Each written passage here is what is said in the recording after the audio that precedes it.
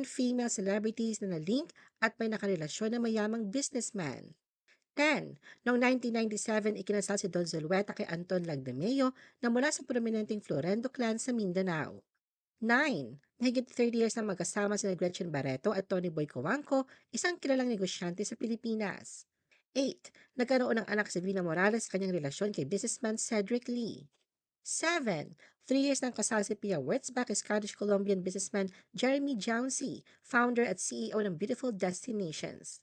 6. Ang ex-husband ni Rufa Gutierrez ay ang Turkish businessman na si Ilmaz Bektas. 5. Ikinasal si Maha Salvador kay Rambo Nunez noong 2023. Si Rambo ay ang President of Marketing and Public Relations Companies na Pop-Up Digital PH and Forthinker Inc.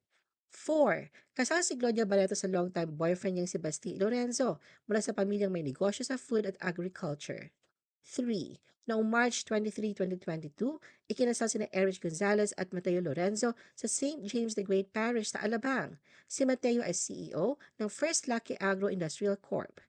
2. Kinumpirma na boyfriend ni Bea Alonzo si Vincent Co, ang presidente ng Pure Gold Prize Club. 1. Nalilink ngayon si Julia Barreto sa mayamang businessman na si Lucas Lorenzo, CEO ng Restaurant Concepts Group Inc.